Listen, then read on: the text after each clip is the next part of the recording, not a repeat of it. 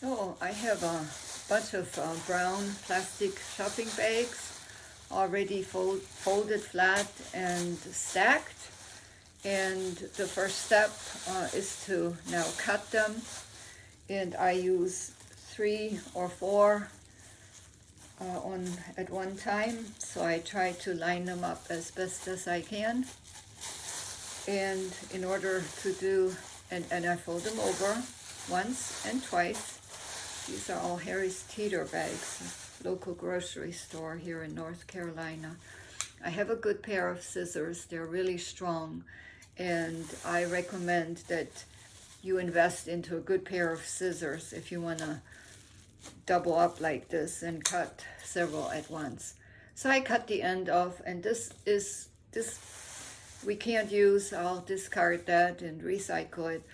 And then I cut the strips. Usually get around 8 out of a bag, so this is about the size. So let me measure them and tell you. They're about 1 inch and a quarter. 1 inch and a quarter. Between 1 inch and a quarter and 1.5 inches.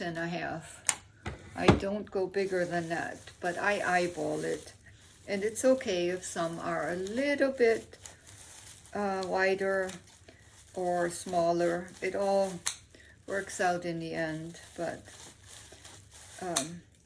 in the beginning you can use marks or, measure them to be, but you'll get really consistent after a while. Just eyeball it. So I can get one more out of this. And the same thing with the handles. This will discard and recycle. So I have 1, 2, 3, 4, 5, 6, 7, 8, 9. 9 strips times 4. So I'll put these aside, and I usually use a bag, one of those bags, and put the strips in. So that's how I store them. If 4 is too much to handle for your scissors, you can do 3 at a time. So fold them once and then fold them again. And I always like to have the writing on the top, and it helps me to cut straight. It gives me a little bit of a guideline to cut straight across. I also have a pair of electric scissors, and I use them sometimes too. But I don't know if it's actually that much faster. I can be more accurate with the handheld scissors, with the regular scissors.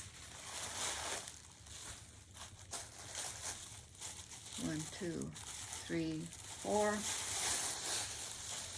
Cutting 3 or 4 bags at one time really makes it easy, and you can cut a lot of bags that way. Now these end pieces are also ideal to stuff things, like if you make a toy ball for the kids, a light ball, you can just use the end pieces to stuff it.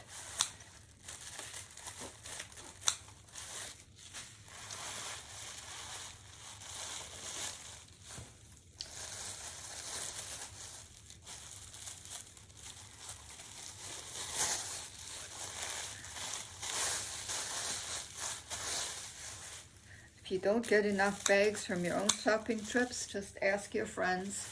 They'll be happy to collect their bags instead of taking them to the recycling bin. They can bring them to you.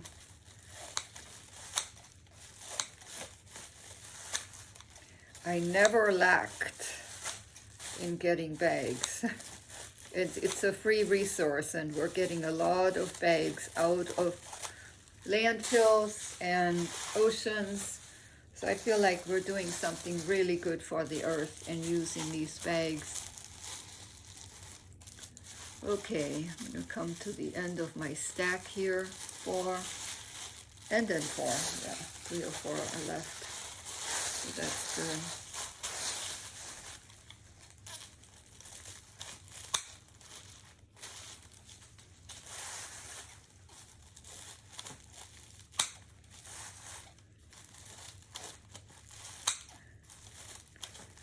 Some bags are a little bit stronger than others, so it depends, you know, you can get the feel for how many bags you can cut at once. This is absolute the maximum. I could not put one more on there. It would be too hard for my scissors to handle. So I have 3 left. Okay, and this, now I'm going to show you what I do with these strips of cut bags. And we'll open up these loops. Just open them up. Sometimes I just like to fluff them up, and they get easier to separate.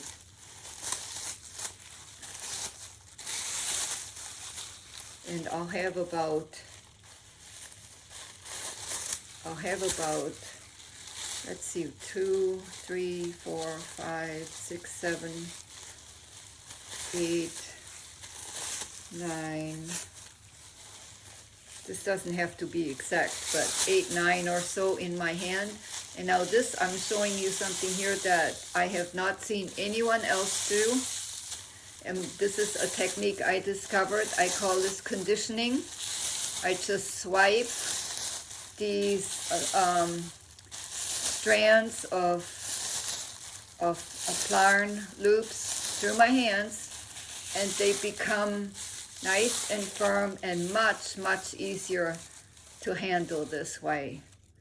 Yeah, so, and I store it on my left hand. I'm right-handed, so I just put them on my hand and keep doing this for a while until I have a bunch of loops on my hand, on my arm. So I don't count these before I condition them. I just have a feeling of how many I have in my bout, you know, how many I have in my hand. And if one breaks here, which will happen frequently, you can just toss it out too. So here, one broke. This is good, so I can show you. Now, you know, I could loop this, I could knot this together, and I showed this in another video, how I do this, but right now I'm not doing that. I just want to show you this step here. And, you know, I've done this for a long time, so I figured out efficient ways. And this, to me, is the most efficient way to make a ball of yarn.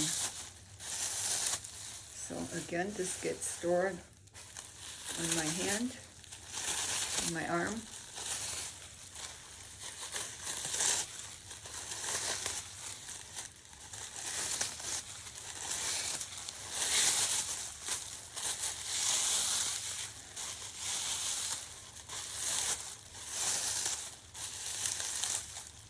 And if you wonder if this is hard on your hands, all I can say is I am 66 years old and I have absolutely no arthritis or any weakness in my hands. I've been crafting all my life, and I think it's actually good for my hands. And it keeps them in shape and keeps them, you know, strong and active. It's kind of like a workout. But this conditioning is an important step. And I would not, okay, here's another one that broke, that gets tossed. All right, I've done enough to where I can now show you how I'm looping this together.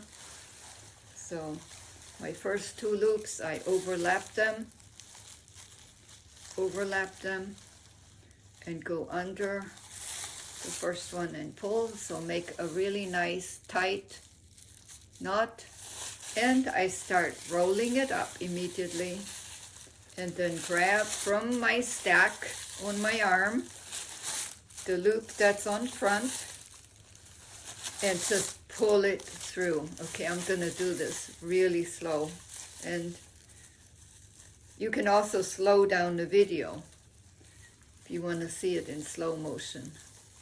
See, it goes over my hand, and I give it a tug, roll it up, go through this loop, reach through it, and grab a loop from my arm and just pull it through. Give it a tug, roll it up.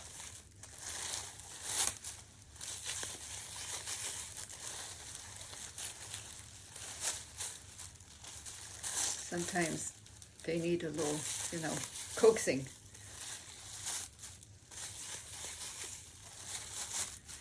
But doing this way, you already have your ball of Plarn rolled up instead of just having a big mess on the floor or in your lap.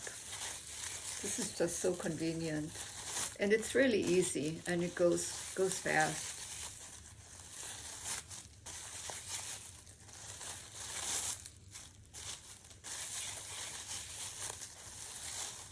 So you just do this until all of your loops are used up.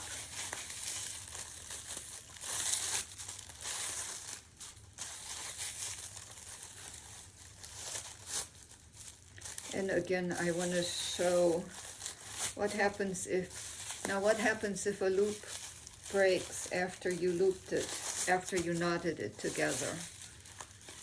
I'll show you this. This isn't broken, but let's pretend it is, or let's break it. Okay. Now I have a broken piece here. What am I going to do with this? I can either tie it together, but do not tie it like this. Don't tie it like this, because then the ends will stick out and it's not as easy to work them in. You could tie them like this, just a knot, or you could also take your scissors and cut really close to the knot, and give this a little tug on this knot, and this piece comes right off, and then you can continue with looping them together.